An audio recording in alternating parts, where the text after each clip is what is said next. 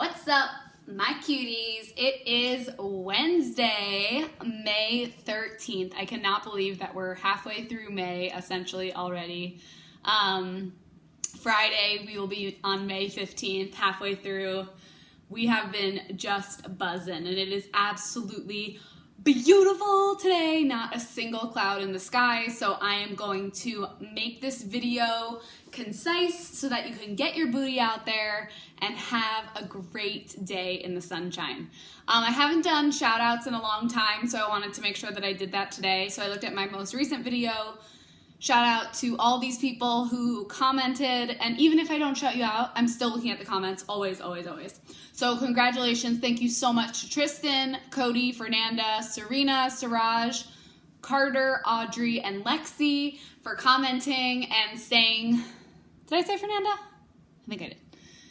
And Fernanda, for just being so consistent. I'm really so proud of you guys. Reminder and announcement that we are doing the Raz Kids competition this week. Whoever has the most active minutes on Raz Kids by Friday at 5 p.m. gets a prize and a personalized letter from me sent to your home. I'm not going to tell you the minutes, but I am going to tell you the top 5 people right now, just so you can be aware. In the lead right now, we have Serena at the top, with Siraj right on her tail. And then we have Jeremiah. So those are our top 3 people at the moment. And then we have Ahmed and Braylon right behind them. So my ladies, Serena is the only lady in the group. You got to step it up. My ladies, step it up. My gentlemen, I'm so proud of you. Represent 4 boys in the top 5.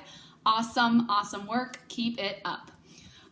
For today, we're going to go over your math story. And, oh, you guys, we did this math story together and we freaked out. Remember, we like put it under the Elmo and it was awesome. So I'm excited and I hope you didn't make the same mistake as last time because we went over this. Then we are going to go over the skill for ELA, the words you need to know, constructed response, and then we'll go ahead and read some more of A World Without Failures.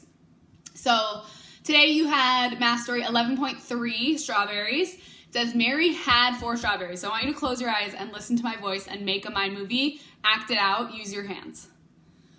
Mary had 4 strawberries. She ate all 4 strawberries. Which fraction represents the number of strawberries Mary ate? Okay, so as always, I jotted what I was solving for at the bottom. And then here you can see I drew 4 whole strawberries. So she ate 1 whole, 2 wholes, 3 wholes, 4 wholes. She ate 4 whole strawberries, which is going to be represented by 4 as your numerator and 1 as your denominator, 4 whole strawberries. So if you wrote 1/4, that's not correct because 1/4 would only be, and it would have to be equal, of course. So this won't be equal, but essentially it would have to be 1 piece,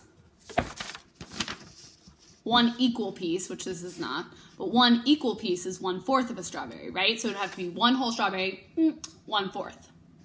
It's not 4/4 because 4/4 is equivalent to 1 whole, which means that Mary only ate 1 whole strawberry.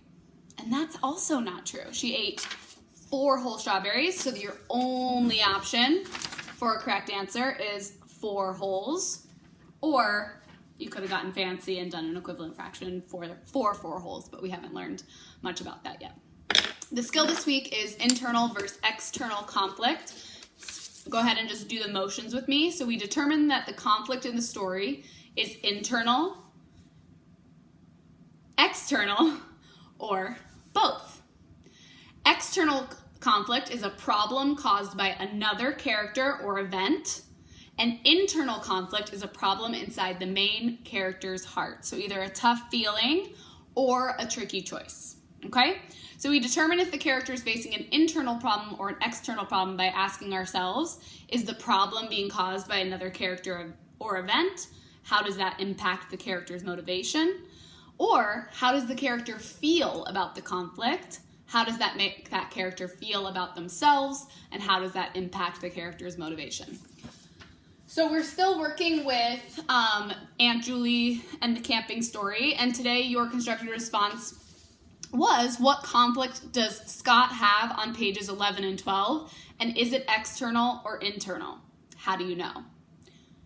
So you guys have to state what the problem is. So, and then define it as internal or external. So saying just the conflict on page 11 is external or the conflict on page 11 and 12 is internal is not enough. You're being asked to state the problem and then determine if it's internal or external, and then prove how you know. So I'm gonna show you my restate and answer, and I really want you to think about it, because if you just said that on page 11 and 12, Scott's facing an external conflict, that's not enough, okay? So I went back, of course, to pages 11 and 12 and reread the words, because that's how we find best evidence. And I see that on page 11, he's sitting on a rock with his MP3 player. He's looking at it. It's running out of battery, which is making him kind of, not feel very happy. Then a large animal flies over his head. He kind of jumps in fear, and Aunt, what's her name? Julie? Says that it's just a bat. Okay, so listen to my restate. Ready? The conflict Scott had on pages 11 and 12 were fear and anger. Do you see that? Those are the things that he's struggling with. Now, I say, these conflicts were both external. Do you see how I have both of those? I state what the problem is, what he's dealing with, and then I identify it as internal or external. Pages 11 and 12 show Scott is frustrated that his MP3 player is about to die and scared when a large animal flew right by his head. So notice that I'm not taking an exact quote, but I am taking evidence and I'm paraphrasing, which means that I'm taking information from a page and putting it in my own words. This proves the conflicts on pages 11 and 12 were both caused by another event. So here, fear and anger, I answered what the conflict was. These conflicts are external, and answered what kind they were, proved what they were, and then how do I know is in my explain, because they're both caused by another event, character or event. Yeah? Cool. So we are 8 minutes in. We're going to continue reading A World Without Failures, so get comfy. Remember where we left off, where he found his dad swinging from a branch, who kind of saved him. Soon it was pitch black. David couldn't remember ever being so scared. In a world without failure, everything is much harder. This world is hard and scary, David thought to himself. He closed his eyes. He didn't want to be in this strange world any longer. I miss you guys.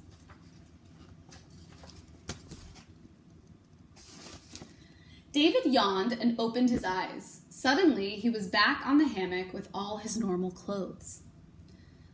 His dad and Einstein were sitting next to him.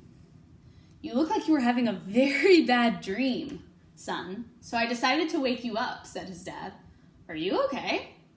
Strangely, Einstein didn't say a word.